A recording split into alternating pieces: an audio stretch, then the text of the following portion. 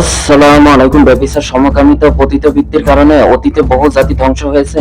কিছু জাতির বিবরণ কোরআন ও হাদিসে রয়েছে, আবার কিছু জাতির কথা উল্লেখ করা না হলেও কোরআনের ভাষ্য থেকে জানা যায় এগুলোর বাইরেও বহু জাতি রয়েছে যাতে পাপাচারের কারণে তাদের ধ্বংস করে দেওয়া হয়েছে। ইরশাদ হয়েছে, আমি ধ্বংস করেছি কত জনপদ যার অধিবাসীরা ছিল জালিম, পাপাচারী এবং তাদের পরে সৃষ্টি করেছে অন্য জাতি।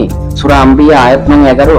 এই সব জাতীয় জনপদের একটি ইটালির পম্পেই নগরী পৃথিবীর প্রাচীনতম অভিজাত জনপদগুলোর মধ্যে একটি ছিল। এই পম্পেই নগরী সে সময় প্রাকৃতিক সম্পদ ও সৌন্দর্যের এক অপরূপ লীলাভূমি ছিল। নগরটি এটি ছিল 2000 বছরের পুরনো একটি অভিজাত শহর। ইটালির তৎকালীন রাজা ওসকান খ্রিস্টপূর্ব 6 থেকে 7 শতাব্দীর দিকে এই শহরের গোড়াপতন করেন, আর সেখানে গড়ে ওঠে রোমান সাম্রাজ্যের অন্যতম শিল্প বন্দর।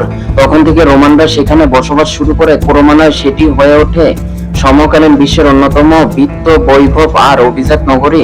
রোমান আর গ্রিক বণিকদের ব্যবসা বাণিজ্যের মূল কেন্দ্র পরিণত হয় এই শহর।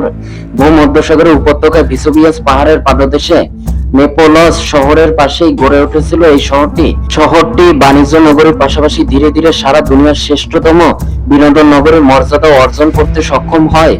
কারণ প্রাকৃতিক সৌন্দর্যের বিপুল সমাহার কাজে লাগিয়ে রোমানরা এটিকে অপরূপ সজ্জায় সজ্জিত করতে পেরেছিল। গড়ে উঠেছিল নানা ধরনের বিনোদন কেন্দ্র, যার টানে সমগ্র পৃথিবীর ভ্রমণ পিপাসু অভিজাত সমাজ ভিড় করতে থাকলো সেখানে। সবাই অবসর কাটানোর জন্য ছুটে যেত। বণিক ও পর্যটকদের জন্য সেখানে গড়ে উঠেছিল অত্যাধুনিক দৃষ্টিনন্দন অট্টালিকা ও প্রমোদ কেন্দ্র। সহায় সম্পদ আর বিত্ত বৈভবের অভাব ছিল না পম্পেইবাসীর। কিন্তু এত সব নিয়ামতের মধ্যে ডুবে থেকেও পম্পেইবাসী ভুলে গেল মহান স্রষ্টাকে, ভুলে গেল তৎকালীন আসমানি ধর্মকে, উদাসীন হলো স্রষ্টার আরোপ করা বিধি নিষেধের প্রতি।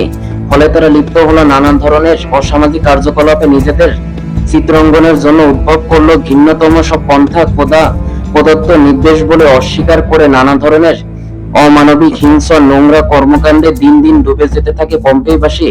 নিছক বিনোদনের জন্য জনসমাগম করে বিপুল জনতার সামনে তারা মানুষ ও পশুতে কখনো বা মানুষে মানুষে যুদ্ধ বাঁধিয়ে দিত।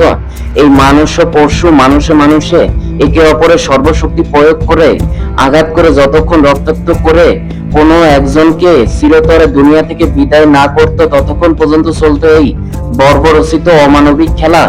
আর এই মরণ খেলা উপভোগ করত সে সময় রোমান অভিজাত শ্রেণীর দর্শকরা। শুধু যৌন কার্যের জন্য প্রতিটি বাড়িতে নির্মিত হতো আলাদা স্থাপনা, বাড়ি ঘরের দেয়ালে দেয়ালে অঙ্কিত হতো নগ্ন পণ্যচিত্র।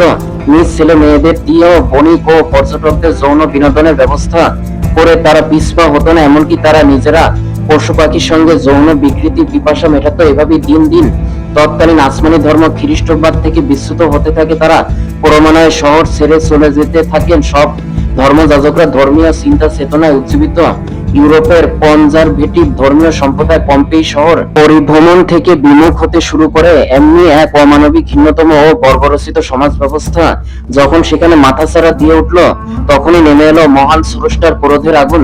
জীবন্ত মমিতে পরিণত হলো অনাচার আর পাপাচারের অতল গহরে নিমজ্জিত থাকা মানুষগুলো। ৭৪ খ্রিস্টাব্দের এক ভর দুপুর আত্মহারা, খোদা বিমুখ পম্পে অধিবাসীরা আনন্দ উল্লাসে নিজেদের মত্ত রেখেছিল। এমনি সময় নেমে এলো খোদাই গজব। ঐতিহাসিকদের বর্ণনা অনুযায়ী শহরের পাশে অবস্থিত ভেসুভিয়াস পর্বতের আগ্নেয়গিরিতে শুরু হওয়া বিরাট ধরনের অগ্নুৎপাত, যাতে পম্পেই শহরের 2 লাখ অধিবাসী দিন দুপুরে মাত্র অল্প কয়েক মুহূর্তের ব্যবধানে অন্তত 75 ফুট অগ্নির লাভা আর ছাই গর্ভের নিচে বিলীন হয়ে যায়। তাৎক্ষণিক জীবন্ত কবর রচিত হয়। উল্লেখ্য, 1944 খ্রিস্টাব্দে আবার ওই আগ্নেয়গিরিটি বিস্ফোরিত হয়েছিল, যাতে অন্তত 19,000 মানুষ নিহত হয়।